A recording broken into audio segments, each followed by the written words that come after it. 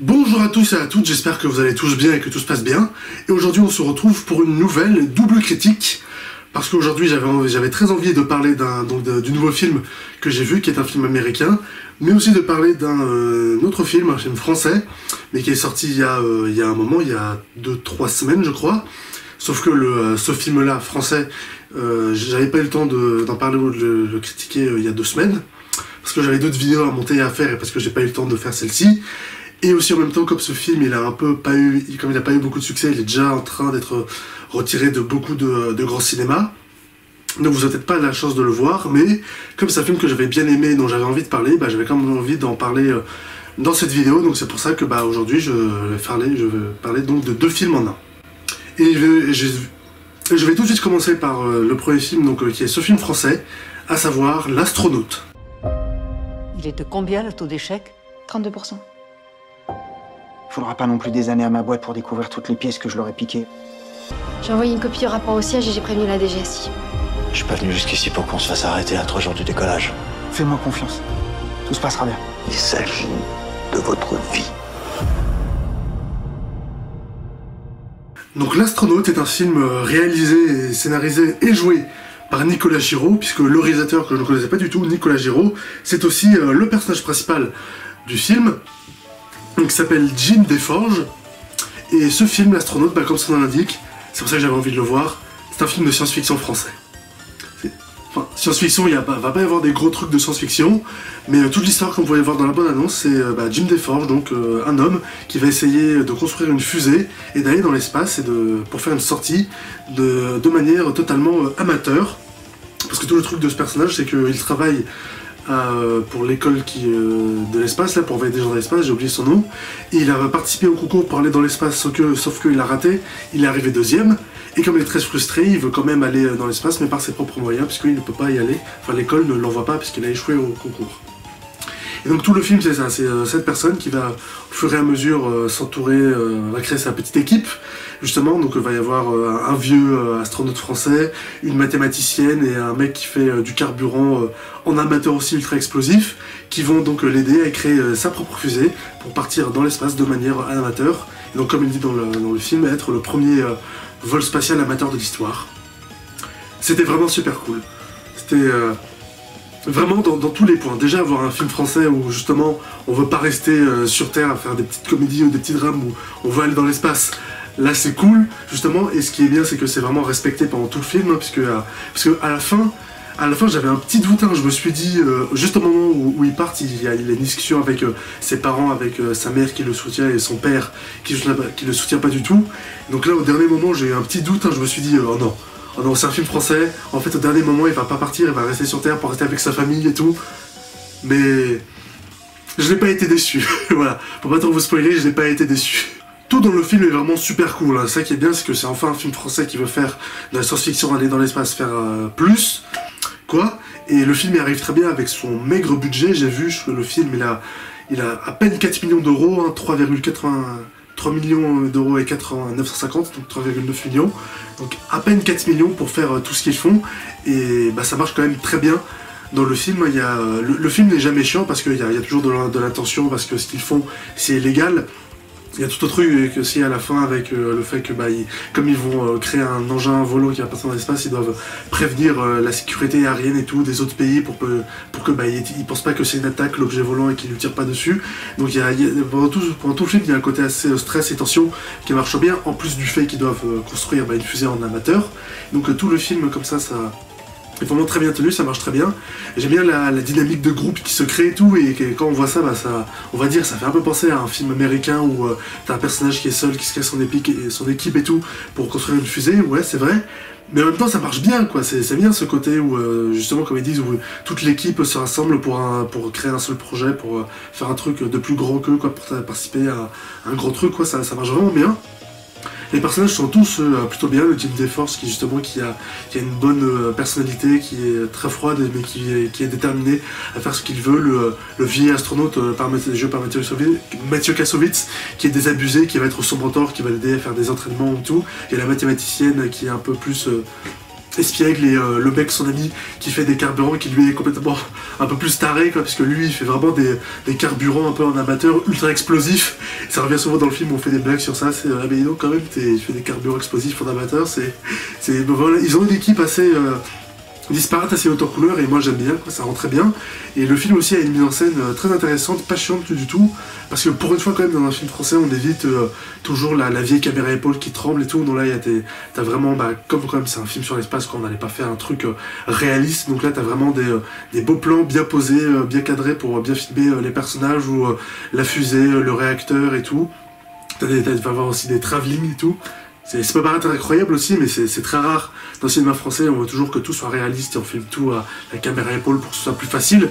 Là, t'as des plans, tu vas avoir des travelling et tout pour bien filmer les personnages en train de discuter. Donc, en termes de mise en scène aussi et d'image, le film était jamais chiant.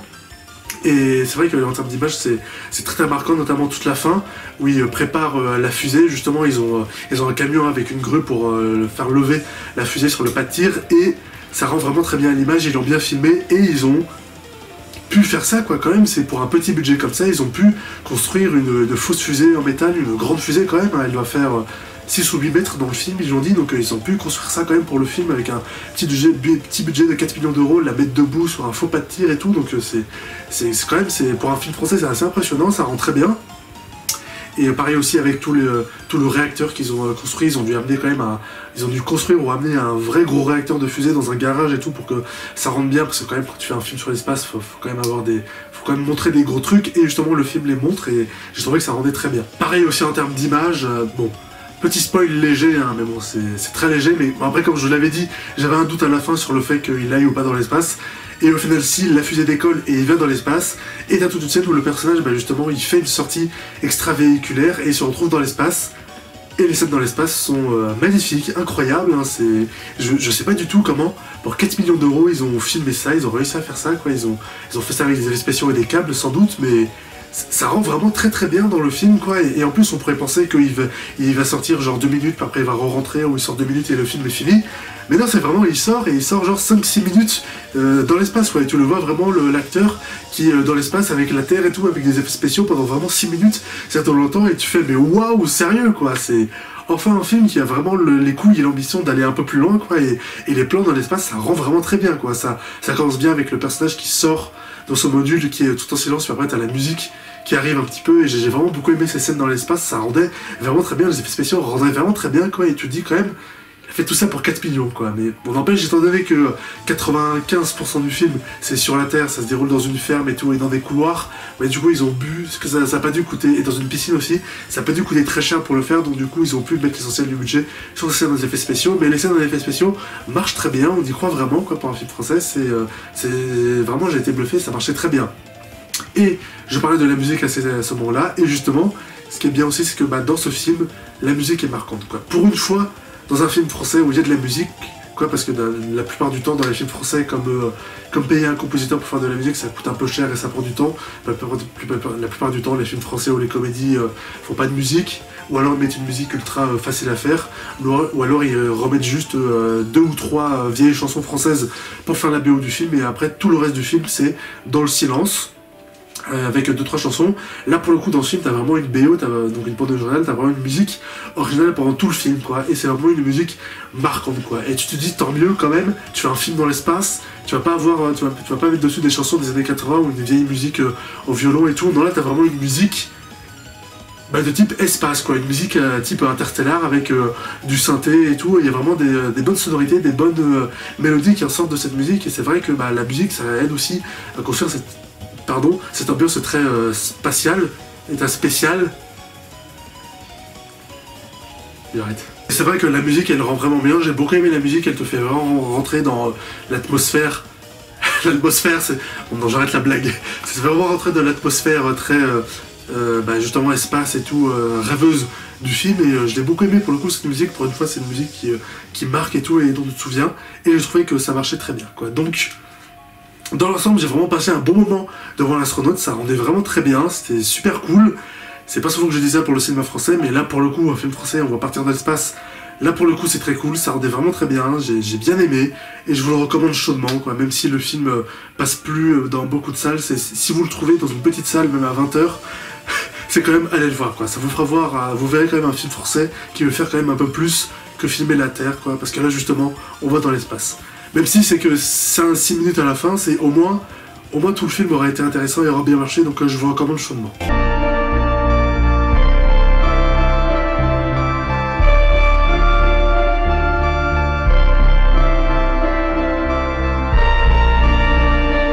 Bien, maintenant passons à mon film américain récent que j'ai vu aujourd'hui même.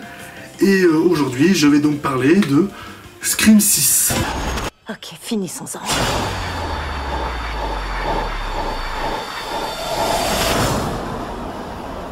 Les gars,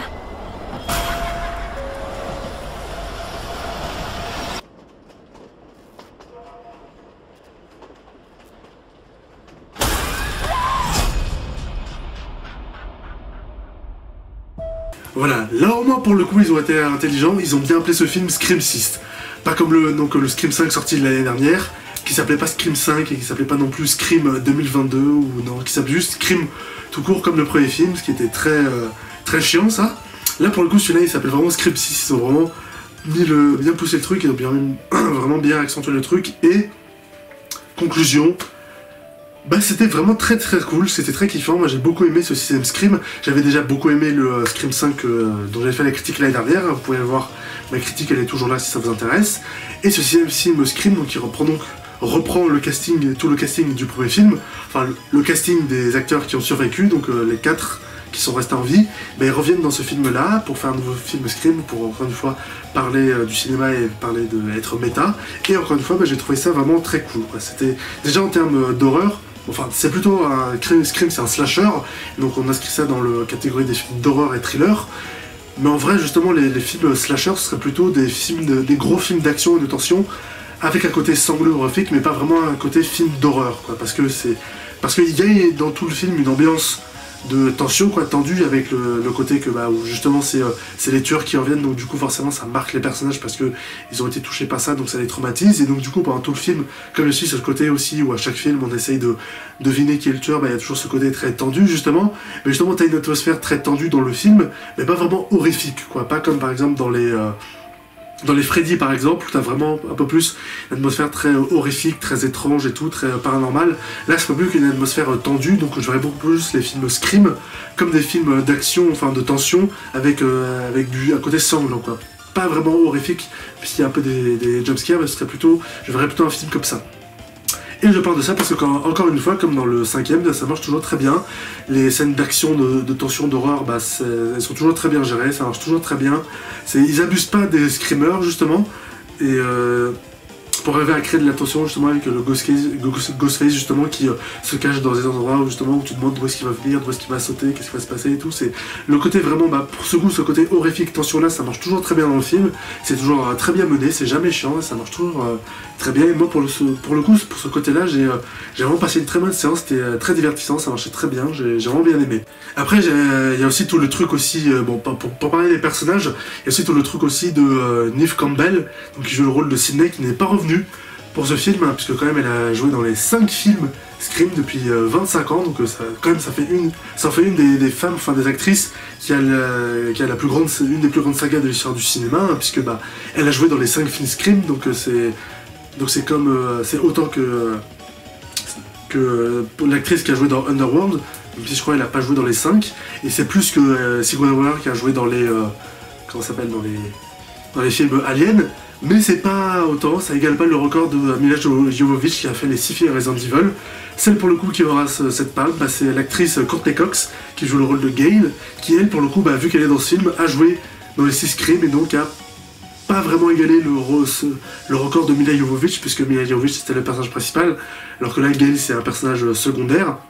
Ça a été dans le trio des 3 personnages, mais le personnage principal, ça a toujours été Sidney, et là justement, l'actrice ne revient pas parce que comme je l'avais dit, elle estimait qu'elle avait été pas assez payée, et donc elle avait décidé de ne pas rejoindre le casting, et j'avais dit que j'étais quand même un peu d'accord, puisque quand même pour le rôle de Sidney qu'elle joue depuis 20 ans, quoi, parce que c'est vraiment elle, c'est la star de Scream, et en plus ils le disent, ils en parlent dans le film, c'est elle la star de Scream, donc pour le coup, si elle estime qu'elle n'est pas assez payée pour la franchise qu'elle porte quand même depuis 20 ans et qu'elle a décidé de se barrer, bah pour le coup, je suis un peu d'accord avec elle, j'ai un peu de ce côté, et du coup, bah, dans le film, ils ont essayé de justifier ça en une phrase en disant ah, Sidney doit avoir droit à son happy end aussi, donc c'est pour ça qu'elle vient pas.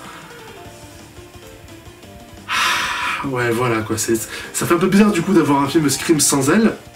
Et on la gère aussi un peu du scénario en disant ah oui mais au final il faut qu'elle ait son happy end et tout, et tu fais bah ouais mais au final on l'a quand même géré quoi, ça aurait été bien justement qu'on la voit pour lui donner son vrai happy end, puisque au final ils l'ont vraiment géré quoi, c'est dommage. Enfin ils l'ont pas géré, c'est elle qui a pas voulu en prendre parce qu'il la payait pas assez, donc ils auraient dû lui payer ce qu'elle devait avoir vu que c'est sa franchise quoi, qu'elle tient depuis 20 ans, donc moi je trouve ça tout à fait légitime.